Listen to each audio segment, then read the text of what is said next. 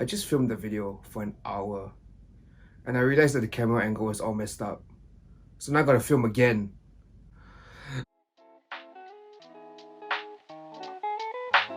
What is up, you guys, and welcome back to my channel.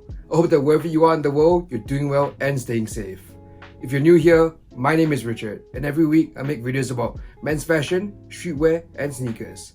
So if that sounds like the kind of content you want to watch, make sure to hit the subscribe button down below. Now in today's video, we're going to be talking about the brand NOAH or NOAH NYC, which is where my cap comes from that you see in all of my videos. Previously, I always heard NOAH's name being thrown around on the streetwear world, but I never really looked much into them. Well, that changed last year when I went to Japan with my friends for a holiday, and I stumbled across the NOAH store in Tokyo and decided, to check it out because I've always heard of NOAH. And when I walked into the store, I was honestly blown away. The store design was really nice, it was very welcoming, and it felt like I could just hang out there with my friends. And the staff were really friendly as well. And of course, the clothes were really interesting that I saw. So since then, I've decided to look more into NOAH, and today I'm making a video about them. But before we talk about that, I kind of want to discuss a bit about this series and why I started it in the first place. But if you don't really care about that, you can skip to this timestamp. And this video is going to be pretty long, so I left the timestamps below in the description if you want to see that. So 2 videos ago, I actually started this series called Fashion Normie Discussions. And I didn't really explain what it is. So basically for this series, I'm just going to be talking about brands that I like or brands that I find interesting in a more in-depth manner, as well as topics in fashion that I think are particularly interesting or important. And that is from the perspective of a fashion normie, which is how I describe myself. So what exactly does a fashion normie mean? Well, to me, it's just because you always see on YouTube that people who are very knowledgeable about streetwear, like Kizzy TV, or people who are very knowledgeable about high fashion, like Io from the Fashion Archive and Bliss Foster. Well, personally, I'm interested in both streetwear and I'm starting to get more interested in high fashion, but I'm not nearly as knowledgeable as any of these guys, and I think I'm right down the middle in terms of what I like. So that pretty much makes me super average, and that's why I call myself a fashion normie. So anyways, I decided I want to make more of these videos on the regular for 2 main reasons. So firstly, like I said earlier, I've been trying to educate myself more about high fashion, and I'm in a few Facebook groups or Discord groups where people are mostly into high fashion. And I noticed one thing, that is, within these high fashion groups, people tend to think a lot about what they buy and what they wear, and they tend to be very intentional with what they have. So like people will pay a lot of attention to the details, to the inspiration behind the garments, and they're a lot more careful with what they buy and what they wear together in general. If you guys are familiar with Enzo from Sanjeev's Get Wrecked series from a few years ago, he always talks about this idea of dressing deliberately, whereby you choose the stuff you wear in a very careful manner to convey a certain message or to add something very specific to our outfit. And I think that this is a really interesting and good way to look at fashion, and I kind of want to bring this mindset into the streetwear world. The way I'm going to do that is hopefully by talking about these brands in a more in-depth fashion, people will be encouraged to think more about what they buy and about what they consume in terms of streetwear. And then at the end of the day, I think it's also just good in general to really examine a brand and go beyond the logo to see what they stand for. Now the second reason why I want to make a lot more of these videos is because if you guys watched my last video, I wasn't really happy with the outfits that I put out in there. And I think the reason for this is that I'm not 100% sure of what aesthetic I want to have. So I've actually been inspired by Brave New Wear's recent videos on creating an authentic aesthetic, and I believe that by me doing more in-depth research on these brands, I can examine the inspirations, the aesthetics, and the ethos of the brand and what they stand for. I can examine all of these factors and see if it aligns with what I like, and therefore I can make a more informed choice as to whether I want to buy into these kind of brands or not. And I also have a better idea of how pieces from these brands can help to build my aesthetic. So I figured that since I'm doing all this research, I might as well share the information with you guys. Now, for most of these videos, I'm going to be talking about brands that either I like or brands that I find interesting. But I just want to clarify, I am in no way trying to tell you guys what you guys should like or what you guys should be interested in. And instead, I want these videos to be a way for me to convey all this information to you guys, and for you guys to take the information away and form your own opinions. Also, if there are brands that you guys would like to see me cover in a more in-depth fashion, make sure you comment them down below, because I'm always down to learn about new brands. So I still intend to make more normal videos like pickup videos and how to style videos, but I think I'll definitely be devoting a lot more time and effort into this kind of video. I might try to upload twice a week to accommodate for this, but I'm not too sure because I intend to get an internship or a job this summer, so I'll have to see how my time pans out. Anyways, now that that's over, let's jump right into some brief facts and a brief history about NOAH. So NOAH was actually founded by Brendan Barradeen in 2015. As some of you guys may know Barradeen from his time at Supreme when he was the creative director. Or another fact about his credentials, Barradeen actually was in charge of B-Line, which was Billionaire Boys Club's high-end line, but I haven't really heard much from them in recent years, so I think it's now defunct. But either ways, I think that speaks about his kind of pedigree in the streetwear world. So Barradeen is from Long Island and he grew up in a beach community, and this will become important when we examine the aesthetic of NOAH as a whole, because his youth actually influences a lot of what he puts out at NOAH. And one last interesting fact, Barradeen actually tried to start NOAH in 2002, but it kind of failed and he went back to Supreme, and he actually attributes this failure due to his youth at the time, and he said that he sort of had bad business sense. So I guess in 2015 he felt like he was more mature and more ready to take on this brand. So yeah, now I'm going to discuss some of the aesthetic influences of NOAH. So the first and most obvious aesthetic influence on NOAH's clothing will be that of skate culture and skatewear in general. So I mentioned earlier that a lot of NOAH stuff is influenced by Barradeen's youth, and when Barradeen was younger, he used to actually skate a lot, and in his teenage years he used to work at a surf and a skate shop. So I think that's where this skatewear influence comes from. And one way that this skatewear influence comes through in NOAH is through the store design. So like I said earlier in the introduction, NOAH stores have a very welcoming and homely vibe to them. It feels like a place where you can really hang out with your friends. So this is reminiscent of the old surf and skate shop that Barradeen used to work at, and it's also probably reminiscent of the old Supreme. So if you guys didn't know, before Supreme was this whole hyped up company that we know and love nowadays, Supreme used to have a cult-like status, and it sort of was like an underground skatewear shop whereby skaters in New York used to go there to hang out. And this was in the late 90s and the early 2000s, and that's when Barradeen used to be at Supreme. So I think maybe he wanted to recreate the same kind of vibe in his own stores. So recently NOAH did a collaboration with Frog Skateboards, which is obviously a skateboarding company, and they also have done collaborations in the past with Vans, and I don't think I need to explain to you guys what Vans are. So with regards to the clothes, NOAH has offerings like hoodies, skate decks, rugby tees, which ironically have been associated with skaters nowadays instead of rugby players. However, they tend to be more elevated and premium than your regular skate shop stuff. So for example, they have hoodies that are made in interesting materials like wool or camel hair, and a lot of their stuff is also made in places like Italy, Portugal, the US, Canada, but I'll get into the reasons for that in the later part of this video. Barradeen also incorporates some interesting influences into his skatewear pieces. So for example, this season he had a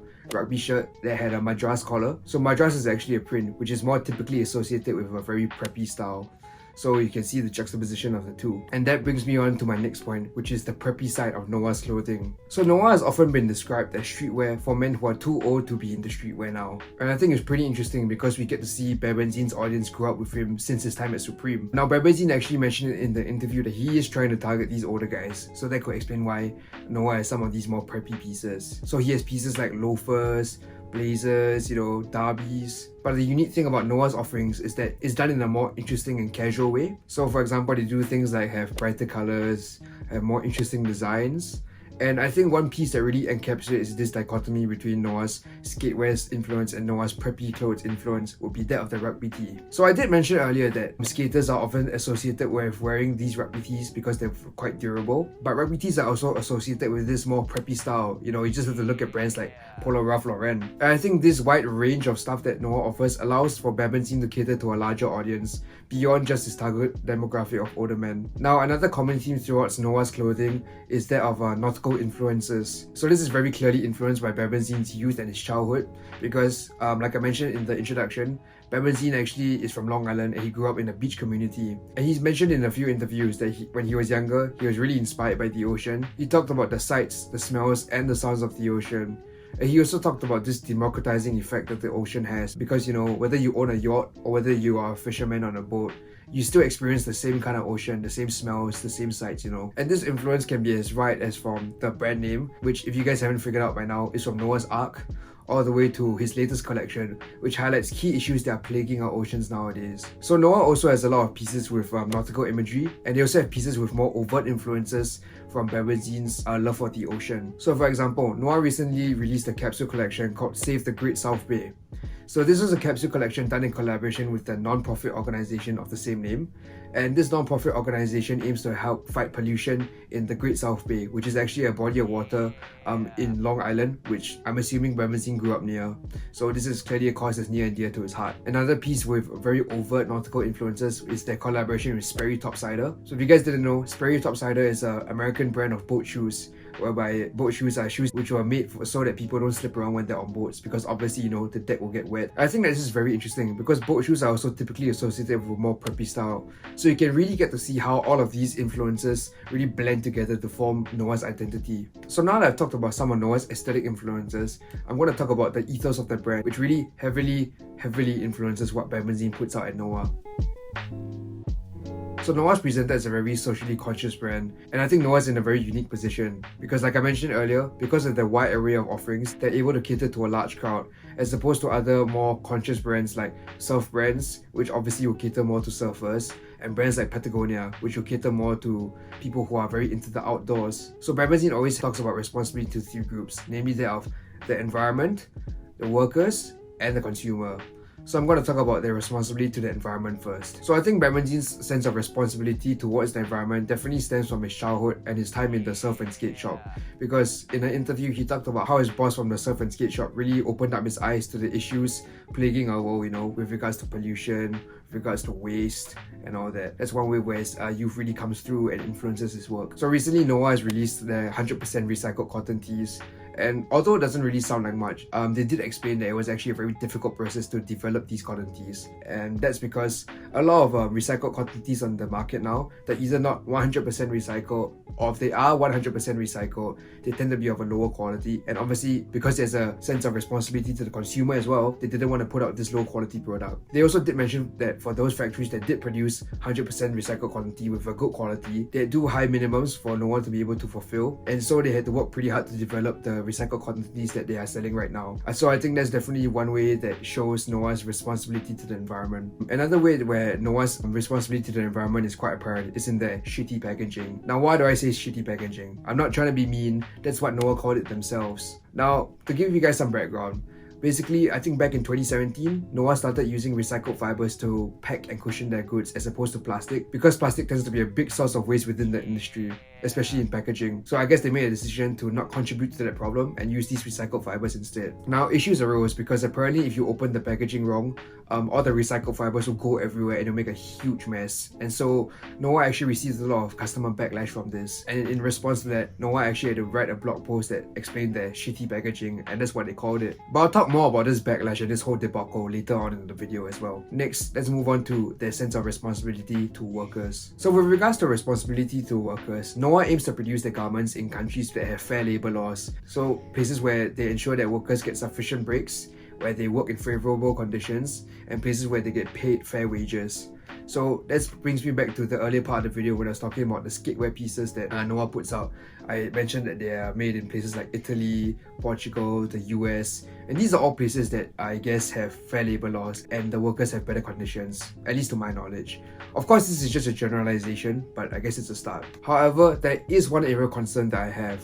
While I was doing research on this video, I noticed that for most of the graphic tees, NOAH's website actually said that the tees are made in Honduras and printed in the US. I was kind of confused because, in all honesty, I didn't really associate Honduras as a country which would have fair labor laws and good conditions for their workers. So I did do a little bit of research and I actually found this one report which stated that although Honduras does have pretty comprehensive and pretty good laws relative to the countries around it, these laws are not actually enforced on the ground. That being said, this report was from 2004, so conditions might have changed since then, I'm not sure. But either way, I think that this may be a cause for concern because, at least from my observations, the graphic tees seem to make a majority of NOAH sales, because if you look at the online store, the graphic tees are always the first thing to sell out. So after I discovered this, I actually reached out to NOAH, but that was on Friday and today is Sunday, so obviously they haven't replied yet. But I will update here if they do reply. So I'm actually assuming that the reason for this is because NOAH is making use of blank tees that are made in Honduras, and then they're bringing it over to the US to just print the design on it. And they actually previously did this with their pocket tees, but recently they switched to stop using the blank tees of Honduras for the pocket tees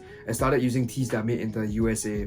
So hopefully it's just a matter of time before NOAH makes the switch from the blanks made in Honduras to stuff that's made in the US. But at the same time, I do of course understand that NOAH has some cost concerns as well. It may not be feasible at the moment because Barradeen talks about how NOAH is still a relatively small brand. But we'll see in the future. Personally, this won't really affect my buying decisions much because while I do think the graphic tees are cool, I'm not particularly interested in them, and that's because I don't wear a lot of graphic tees. And even if I do, like this one, my graphic tees are mostly vintage ones, and I'm definitely a lot more interested in NOAH's other offerings. But however, if this does sound like a concern to you, I think it's just good to have this in mind so you can be more careful as to which pieces you choose from NOAH if you do choose to support them. Now, let's move on to the last point of responsibility, and that is responsibility to the consumers. So NOAH actually seems to take a lot of pride in the materials that they use. In fact, they have a section on their website dedicated to all the fabrics that they use with very detailed descriptions on them. And it's actually really interesting to read, so I'll link it down in the description below. And I find this very interesting because the other day I was watching a video of Virgil Abloh try to mentor this young kid with his streetwear brand. And in the video he said that streetwear brands don't typically tend to market the stuff as having high quality, and they don't tend to use that as selling point for their clothes. But NOAH does in fact seem to do this because they do use very unique materials. So because NOAH uses such interesting fabrics, they tend to use fabric mills that will produce a much higher quality garment, and this sort of links to the other responsibilities they have, because we know that if a garment is of a higher quality, it's more likely to last a longer time, and if a garment is likely to last a longer time, it's going to be more sustainable because it's less likely to end up in a landfill.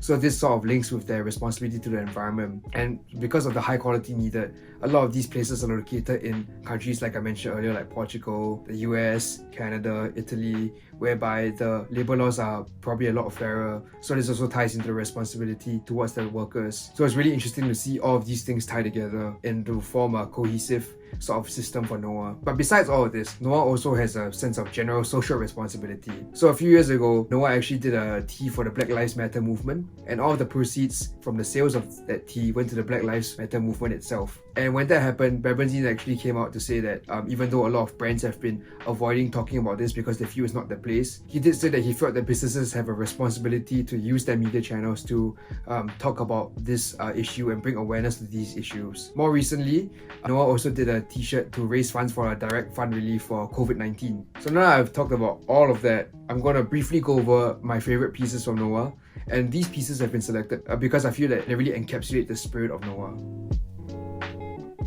So the first piece that I'm going to be talking about is actually this cap that I'm wearing now that you see in all of my videos. This cap is called the Core Logo 6-panel cap, and is actually a staple in all of NOAH's collections. So this cap itself is made in the USA, and it's made of this material that NOAH calls their practice cloth material. So what it actually is a heavyweight cotton jersey that weighs 8 ounces, and it's made of cotton that's grown in the US, and the material is actually made in Canada. So the influence for this material is actually old school Patagonia rugby tees that were made for climbers. And the team at NOAH were actually quite impressed by how these vintage Patagonia rugby tees stood the test of time, because obviously rock climbers would have put them through hell, you know, climbing up rocks. Obviously they go get scuffed up by all the rocks and all that. I guess they were really inspired by the durability of it, and they wanted to recreate that same kind of material. So I really like this cap because one, it looks good, you know, it's like subtle enough, but it's the subtle flex of the NOAH logo. But I also like it because it's very sturdy.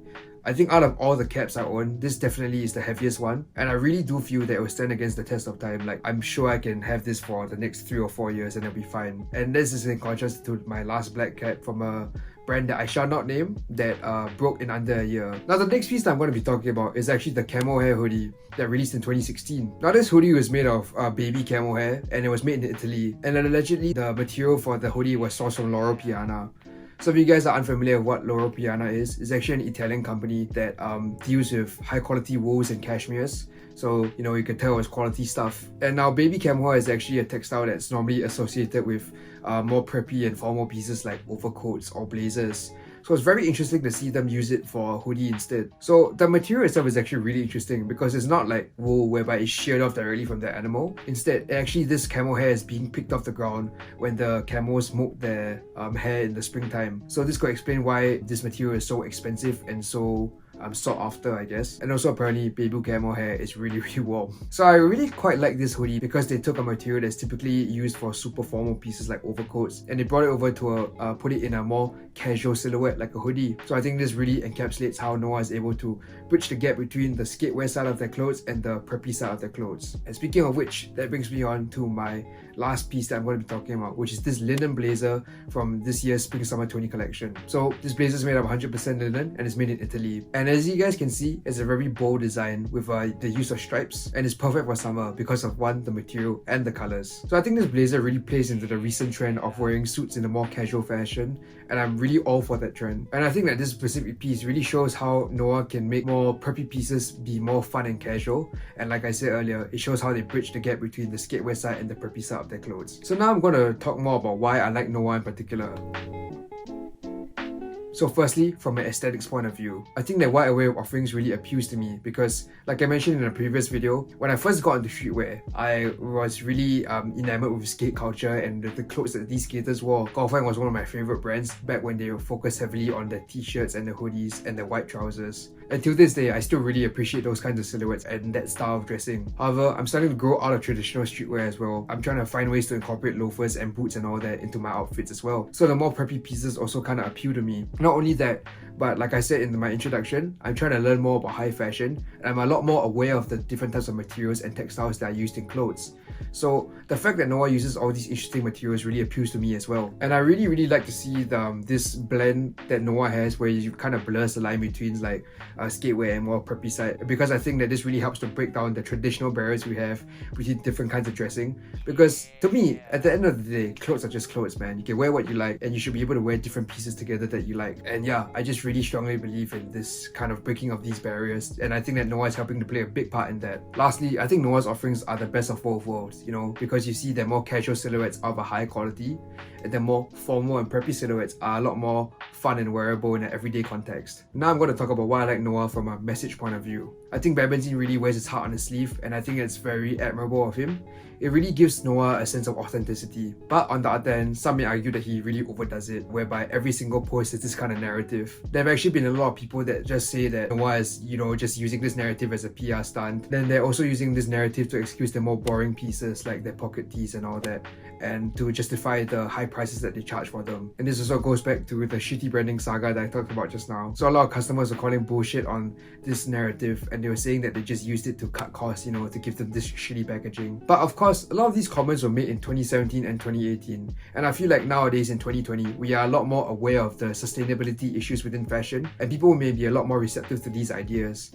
You know, we see people speaking out a lot more about industries like fast fashion and all that. So who knows, maybe NOAH will see less backlash nowadays. My opinion is that I don't really care whether it's a PR stunt or not. I don't think that's the point. I think the point is that NOAH helps to get across this kind of message to people and bring it into their realm of consciousness. It puts these issues on the table for discussion, and it helps people to make a more informed choice about their clothing. I think that's what really matters. And that ties in very nicely to my next point, which is I like NOAH because it really gets people thinking. Barradeen always talks about this idea of mindless consumerism, and he is trying to speak out against this idea. He says that he tries to create more high quality garments in NOAH because, you know, if you really like something, you just buy it once and it will last you a long time. And I think that really spoke to me because I noticed over the past few years, and quite recently in fact, I've been buying stuff just mindlessly, you know, because I'm buying stuff for the sake of buying it.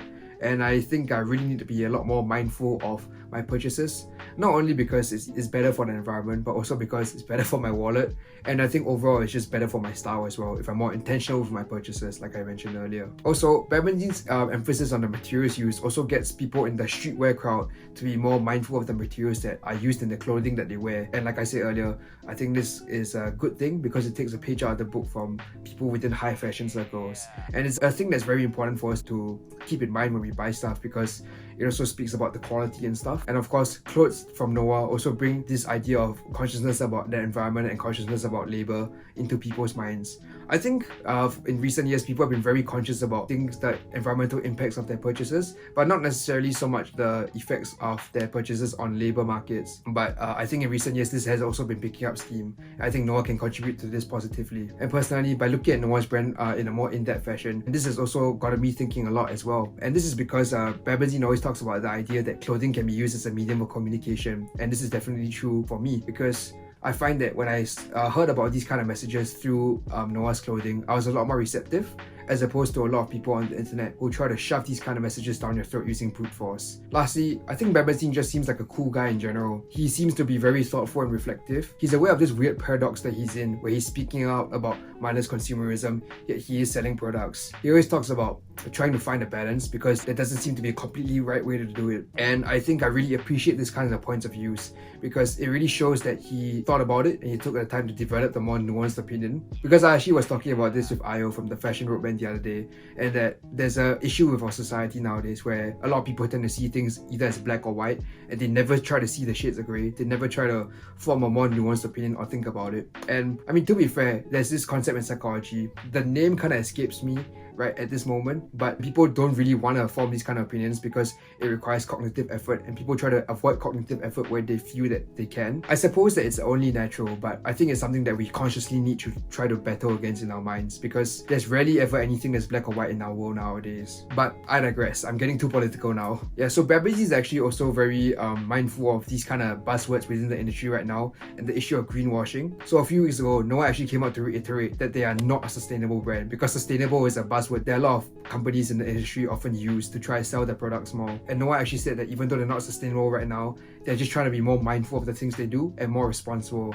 So I think that's really admirable, because they are not trying to capitalize on this buzzword that's quite rampant in the industry today. And that leads me on to my next point, which is the fact that Barradeen seems to be very transparent with NOAH. So obviously, because of all of these considerations that NOAH has, like, you know, fair wages, high quality materials, the clothes are going to be at a premium. And obviously people will be saying like, oh, why the hell am I paying $50 for a t-shirt? Well, NOAH's been very transparent about their costs. So actually a few years ago, NOAH actually posted an infographic detailing the different costs in making this particular jacket, and they even disclosed the margin that they make, which I think is very admirable, because that could definitely have been subject to a lot of backlash. And NOAH actually posts quite a bit about the different costs that they have on their Instagram as well. So it's quite refreshing and very cool to see. The thing is very admirable. Of course, on the other hand, they could just be lying about it, but I choose to give them the benefit of the doubt. And lastly, I really admire Barradeen for sticking to his guns no matter what. So once again, going back to the whole shitty packaging debacle, Barradeen was aware of the fact that the customers had a lot of negative reactions towards his packaging, but he stuck to doing it because it was something that he felt was the necessary and right thing to do. But at the same time, he was also willing to take on criticism and engage with the community. So NOAH actually set up this email address specifically related to this whole packaging deal, whereby consumers could, you know, email their grievances or email some suggestions they had for the packaging, which I think is very important and very admirable of him, because it's one thing to just stubbornly stick to your ways and stick to the things that you think are right, but it's a whole different other thing to be receptive to what others tell you and to be receptive to feedback, even if no doubt some of the feedback was probably very nasty towards him. Anyways, another hour down and I am done with this video, thank God. But thank you guys so much for watching. If you guys liked the video, please do give a like, because it really helps out the channel. If you guys want to see more of these videos in the future, make sure you hit the subscribe button down below. Also, let me know in the comments below what other brands would you like to see me talk about in the future. But until next time, see you guys and peace out.